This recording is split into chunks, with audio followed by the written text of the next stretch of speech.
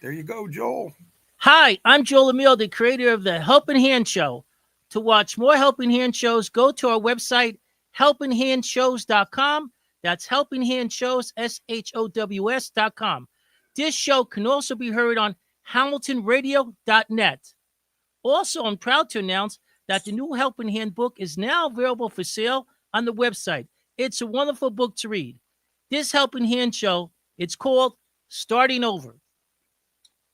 Well, thank you, Joel. Ladies and gentlemen, this, as Joel said, is Helping Hand Show, the Helping Hand Show. I am John Thielon, your host and narrator. Good to be back. We've been away for a little bit, little hiatus, some logistical things, but you know what? It's gone quickly. Life flies by, even like this. And you know what? Life does fly by. Time passes very quickly. You do what you do to butter your bread every day. You work hard, wishing only to, get home and be with your people and ultimately to retire and then, have good days and positive days. Then the day finally comes. You've made it, you know, but life after retirement sometimes doesn't end up being all that you hoped. Sometimes it does, sometimes not so much. Days dreamt of socializing, traveling and golfing. Again, sometimes they happen, sometimes they don't. This story is about a man by the name of Angelo Gallo. Now, before we get into the story, let me mention one more time, as Joel said a minute ago, Joel Emile, the creator of Helping Hand, every show, he's got a new book out, and it's called Helping Hand.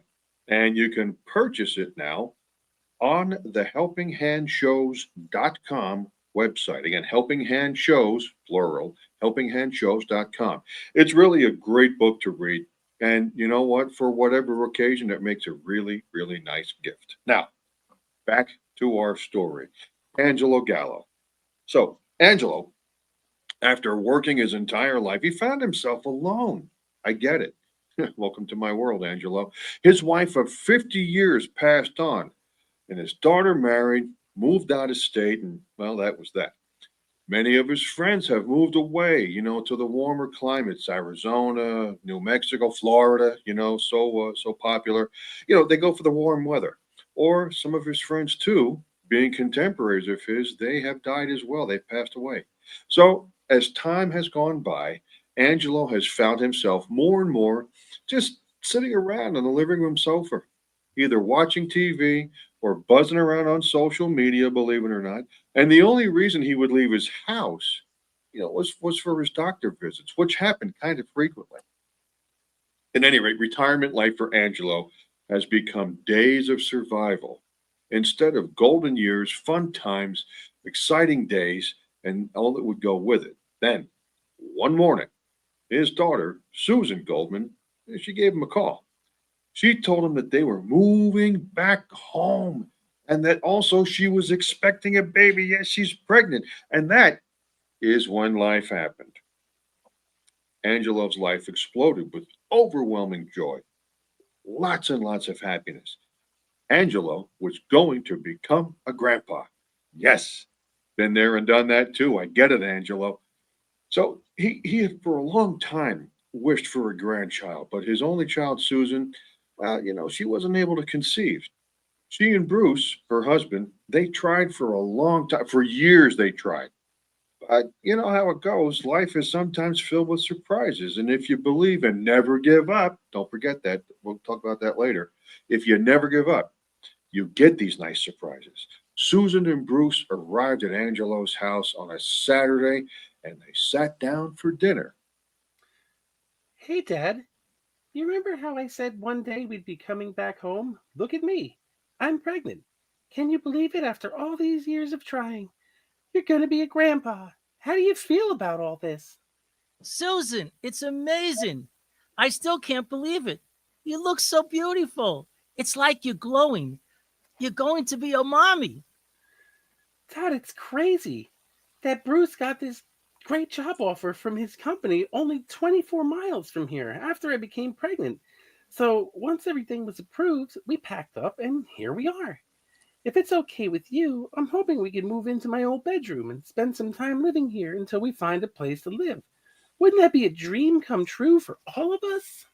Wow, Susan, you don't have to ask me. This is your home. Of course, you and Bruce can move in. Ever since you moved away and mom passed on, this house has become too big and lonely. You and your mom, Carol, always made this house glow and feel warm. It was like having a blazing fireplace going. Since I've been living alone, it now feels more like a prison cell. Because of my old age and health issues, I've become a prisoner here instead of a homeowner. Well, Dad, all that is going to change now that Bruce and I are moving in. This house will become warm again and filled with laughter and the smells of all your favorite meals Mom used to make. Dad, that was the saddest day of my life when Bruce's job transferred him so far, far away. It was so hard for me to leave you. But Mom and Dad, you had each other. Then when she passed on, I wished that we could move back home. But, I wished every day, and then I got pregnant, and Bruce's new job opportunity just came about. I never lost the faith. And can you imagine having a precious little baby here? This house and you are going to come back to life. And just imagine you're going to be a grandpa. Now, usually when people become a little older and they outlive their spouses, most folks do live alone. My father did, and my grandmother did after my grandfather passed. So these older folks living alone can be especially vulnerable to accidents and hazards around the house. We've all seen the commercials, I've fallen and I can't get up. That was funny 40 years ago. Now it's not so funny. Okay. Due, to age and health reasons, being unable to do things independently can really affect somebody's mental attitude. Again, my dad suffered from that. It can affect your attitude, your health, and even your self esteem. I understand. Living alone can lead to feelings of isolation, anxiety, depression, things like that. Aging can stop you from performing everyday, day to day tasks like keeping the house clean, cooking, the right way, home repairs and maintenance. People can become trapped, so to speak, in their homes if they lose their car or if they can't drive anymore. Ordinary tasks become a big, daunting, overwhelming thing sometimes. Like walking outside. Again, Dad wanted to walk, and he was hard pressed to these last few years. Climbing stairs. That's a problem. Trust me. If and especially if you have to go upstairs to get to the bedroom, or again, running errands if the driving ability is not good, or if you don't have a car. Now, just imagine, just imagine you've been married to the love of your life for many, many years, and then, you know, they pass away, and your children are married, or they live far away. Your world really, really changes. It happens to so many, darn near everyone. Life is very, very short when it really comes down to it. And time goes by so very quickly, it really and truthfully does. Is anyone ever prepared for the day when they wake up by themselves? Now, in this story, Angela was just surviving. Big difference exists between trying to survive and living a happy, joyful, rewarding life.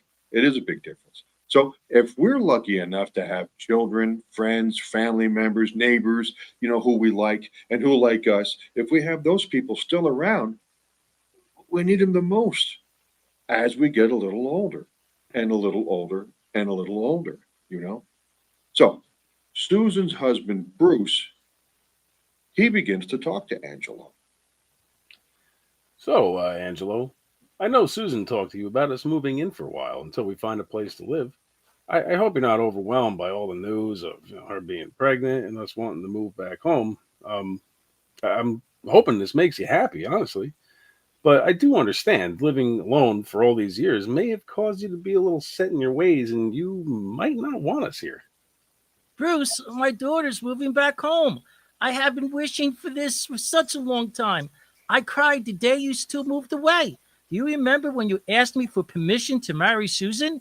You asked for my approval, and I gave you my blessing. And all I asked of you was not to take her away from me. Then a year later, your job transferred you to a different state. I don't blame you for that. As a father, these are the risks we take. Seeing our daughters grow up, fall in love, and then be taken far away. It was a nightmare for me and mom. But as long as our daughter was in love, we just accepted it. Hey, Angelo, listen, you know I had no choice. And financially, we needed my job. And once I learned about the transfer, I tried for months to get a new job. Then we just ran out of time, and there was no other option. I mean, believe me, leaving you and mom was a nightmare for us. I mean, Susan cried for months. And when her mom, Carol, passed on, it was a terrible time for all of us. And when we got back home from the funeral, we both just got sick, leaving you here all by yourself. And then the time just flew by so quickly. You're right. Time flies by. In fact, I now feel embarrassed bringing up the past. This is the lifestyle I decided to live. I know many elderly people who sold their homes and moved into assisted living facilities. Do you remember Phil Cohen, the neighbor down the street? He is selling his house and getting ready to move into one of those places. But I can never do that. My wife Carol loved this house too much for me to sell it. There are too many memories here. You're right. This house is full of great memories. And I see it hasn't changed. You kept all the furniture and that old TV over there in the corner. And that's the same couch that you and I sat on when I asked you for permission to marry Susan. I mean, look, Susan, the house, it's exactly the same. It is, Bruce. Dad, you didn't change anything. I just knew you weren't going to get rid of anything. Why would I? All this stuff is valuable. They don't make furniture like this anymore. You're right, Dad. There's a reason for that, you know. But we don't know anyone whose living room set is wrapped in plastic. I bet it still makes that fart sound when you sit on it. Remember, Bruce, we all started laughing every time you sat on the couch or in the chairs. You always smiled and got so embarrassed. Oh, Dad, it's your doorbell. Someone's at the door. Susan is probably Phil Cohen. I'll get the door. Angela, it's me, Phil. Let me in. It's starting to rain out here. I've got some stuff to give you. Phil, Harry, come inside. Susan and Bruce are here. They're going to move in until they find a place to live. I'm so happy to see you both. Wow, Angelo, you must be so happy. Your daughter has come home. Susan, you might have gained a couple of inches. Phil, she's not big. She's pregnant. I'm going to be a grandpa. That's wonderful. Look, you're going to be a mommy. Angelo, you're so lucky. This is why I always wanted kids. But Angela, my wife, couldn't conceive. Mind you, I didn't mind the practice sessions. We never tried, but never got blessed. That's what life threw at us. But what are you going to do? Anyway, did Angelo tell you I'm selling my house and preparing to move into one of those assisted living facilities? You know, just like Angelo, I'm getting older. And I guess it's for my own good. Susan, don't listen to him. He doesn't want to do it. Just last week, he came over and started crying that he's alone and has no one. This is why he's doing this. He's afraid of getting older and being alone. You see, Angelo, that's why you have no friends. Don't bother Susan with your problems. Why don't you tell her about how you never leave the house or even eat? That's right. Your dad doesn't go food shopping. So tell me, how is he eating? If I don't bring him over some soup now and then, he'd be starving. Oi, the man has given up on living. Please don't call this horrible stuff soup. He only gave it to me because he couldn't eat it himself. You know, Susan, Mom never liked that man. He would always be ringing her doorbell around dinner time. And your poor mom would always have to find herself inviting him in for dinner. I'm glad he's moving into an assisted living facility. Goodbye. You can tell that these guys are old friends breaking chops like they do. Trust me, it's a good thing. But in all seriousness, though, there are so many more people beginning to live into these assisted living facilities as they get a little older. You know, the older folks, well, they're finding themselves alone and they need basic help. It's just the way it is. help with daily activities that, well, we take for granted, so much of us. And because of their age and some health issues, a lot of these activities have become kind of challenging, if not really challenging for these folks. Now, I have to say, these assisted living facilities, they do help them maintain a good degree of independence while also providing them with access to necessary support, like, being sure they take their medication regularly, good meals, getting dressed and bathing. Trust me, that's a thing. It really, really is. And these facilities, and especially the good ones or the really good ones, they basically help with all kinds of living activities. And they offer opportunities, to socialize and participate in fun things, activities. Not the activities that you roll your eyes at, like, oh, we got to go to the birthday party. No, I'm talking about, good fun things. Most people would really, as we know, probably prefer to grow old in their own home and or amongst their own family. Fortunately, again, back to my father, that's how he was able to do it, and my mother as well. But you know what? We were this close to having to make some decisions. But here's the thing, when daily tasks, again, like cooking, cleaning, personal hygiene, when they become difficult or they just don't do it, that's a problem. That's when most people start considering these facilities as well. Again, we were this close with dad. The upside is that you will now have less responsibility for your household chores when you do go into a nice place. And then you can focus, not on the chores and daily routine stuff. You can focus on hobbies. You can focus on fun things to do, activities, maybe day trips. Uh, these places, the good ones, they really, really work on helping your older folks, the folks life, has been kind to because they're older, but they work to make things stress free, enjoyable. But like the old saying goes, there's no place like home. We all want to stay in our homes. Trust me, I know. We all want to stay there. We want to grow old amongst our family and our friends and our neighbors.